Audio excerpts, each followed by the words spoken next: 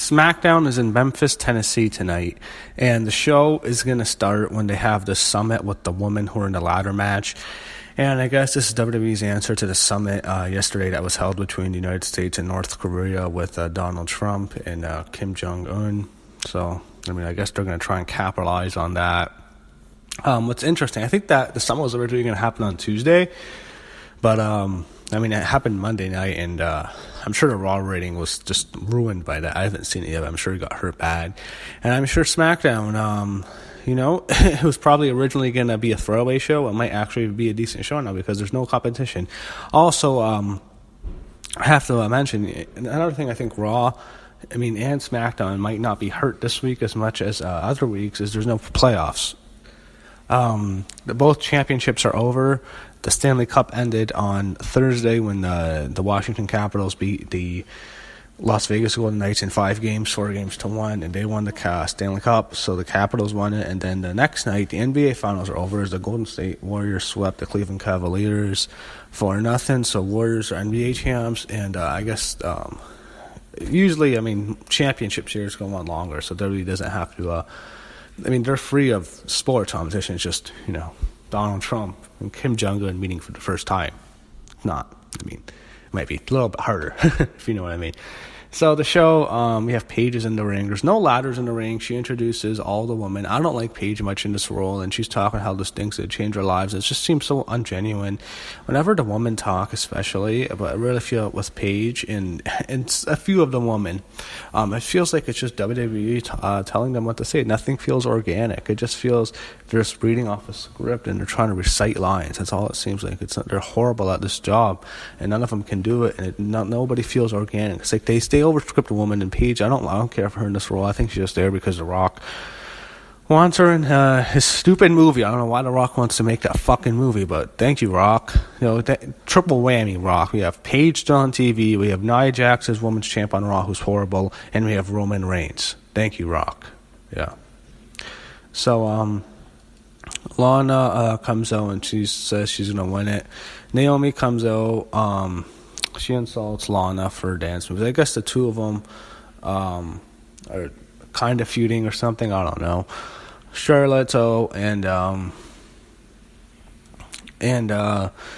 she wants to win, and Becky again, they're all saying that she's going to grab the briefcase. I don't see any of them winning. I think it's going to be a Raw woman for sure, because I think a SmackDown star is winning the men's, so I think for sure it'll be one SmackDown, one Raw, and I think the SmackDown's getting the men's and Raw is getting women, so I don't see any of them winning.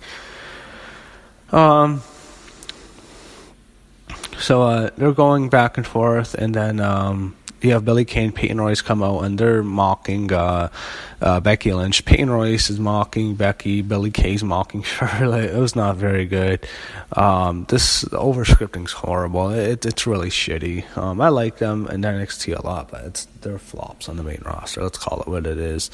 You have Mandy Rose and Sonya Deville come out. I like them. I like Mandy Rose a lot. I'm a fan. I like Sonya too. I think they're a decent duo. And they go, all the 4 women go to 4, the other 4, so the 4 in the Money in the Bank, the 4 in the Money in the Bank, all have a brawl. So I also noticed the 4 Money in the Bank ladder match are all faces, and the heels are all the ones who are not in it, so I guess it kind of makes sense to have an 8-woman tag. That's what we're going to get. Obviously, they do a flashback of Daniel Bryan occupying Raw, and they show him getting ready, and they have... So they showed Daniel Bryan's promo after last week's match, which was really good. He just buried Big Cass, and now it's Daniel Bryan and Shelton Benjamin in a match. Daniel Bryan's interesting. I don't know what's happening with Daniel Bryan. Is he going to sign? I think he probably will. I think he should, to be honest. I think, look, he can go to the Indies, he can do All In, but I don't know. I think there's just more upside staying with WWE in his shoes, because he has a lot more going on. He has a wife and he has a daughter there now, and the wife still works with WWE. They have a TV show. I think probably all that stuff. He probably should stay, but I wouldn't mind him wrestling on Indies. But he submits Shelton Benjamin. They run through the Money in the Bank card. Next, they're gonna do something with AJ Styles and Jerry Lawler. So Jerry Lawler's gonna make his cameo. So they show Asuka with Paige backstage, and Asuka wants Carmella, and Paige announces that it's going to be a 10-woman tag match. So there we go. Asuka and Carmella both added. So we see The Miz. He's going to be the referee with Samoa Joe and Rusev. Paige and Miz are going back and forth, and it's just Paige is too much on the show. And they bring up that stupid fucking movie Santa's Little Helper that they shot together. So Jerry Lawler comes out. I guess they're doing this thing where they do interviews on the stage. They did it last week with Renee Young and Big Cass. So Jerry Lawler's going to interview AJ Styles. He said it was great when AJ slapped Nakamura last week, and AJ was fine. This segment didn't last very long. They just saying AJ's going to walk out as champ, and it wasn't really much. We didn't see Nakamura really respond. That was really weird. I thought they'd do something with Nakamura responding, but it was just AJ saying he's going to win, and I hope he does. AJ's going to win, in my opinion. I want this feud to be over, and I like both of them, but this feud just went on too long. So the SmackDown tag titles are demoted to the pre-show. No surprise. You have Rusev and Samoa Joe, so The Miz is the special guest referee. This is an interesting match. I don't think we've ever seen this. I thought Rusev, his styles, a lot of people think his styles mimicked after Samoa Joe, so this is an interesting match. They actually had Rusev pin Samoa Joe. Wow. They had him pin him with the match kick. So after there, you had Rusev was getting a ladder to climb, and the Miz hits a skull-crushing finale, and then he goes and grabs the briefcase. And, okay, Miz grabs the briefcase. Is Miz not winning? Miz was my pick. So if Miz is... Usually whatever happens on Money in the Bank when you grab the briefcase the week before, that means like there's 100,000% chance you're not going to win. So I don't know if Miz is going to win. The one thing is, though, it turned into a comedy segment, so maybe that doesn't matter as much. They had Miz open the contract, and Byron Sachs opened it for him, and it was pancakes, and Miz, New Day was laughing in the back. I don't know if they announced which member of New Day it's going to be yet. So you have Jeff Hardy and Nakamura. That's again another cool match just to throw away on SmackDown. It's a fun match, but it ends with Nakamura hitting global own Jeff Hardy, and Jeff Hardy's been in the news lately. A lot of stuff you have to say. He is recently returned. He recently pled guilty to a DUI, so I don't know what his future is. He's the U.S. champ. I think they might get it off him. Man, he's had a lot of stuff. I've always been a huge fan of his, but it's like, man, I don't know. After that, it's having a DUI, another drunk driving incident with all his history. It's like, I don't know what else WWE can do with this guy. But Nakamura hit him with a low blow, so it's a DQ. He hit him with a Kinshasa after the match, and then he does the 10 count, so he beats down Jeff. So Jeff looked like an idiot tonight. So we'll see where they book him in the fall, like in the following few months. But he's still probably going to be a top guy.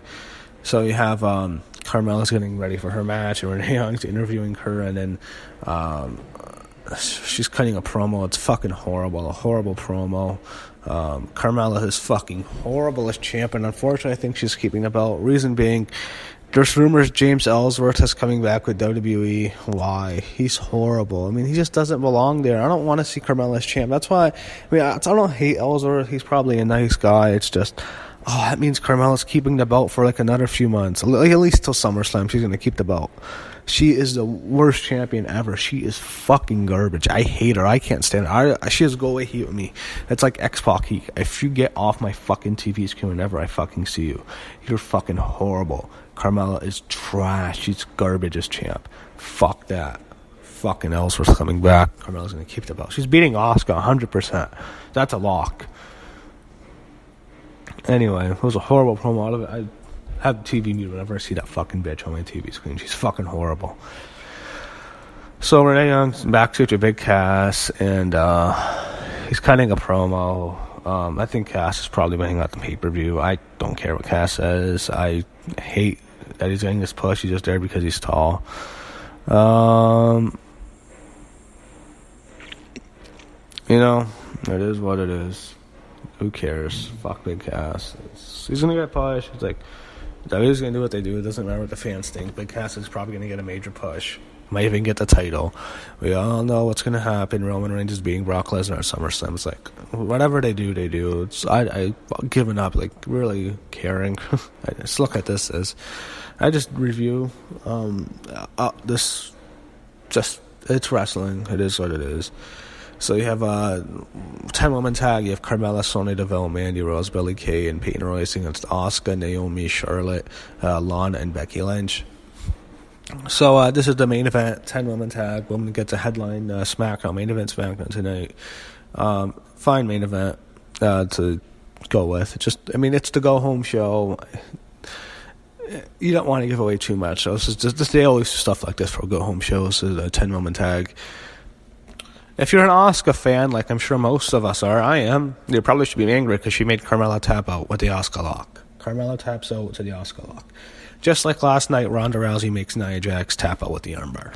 Okay. So, this is WWE booking. WWE booking. The champion taps out to the challenger on back-to-back shows. Both champions. What's going to happen? I think we can figure this out.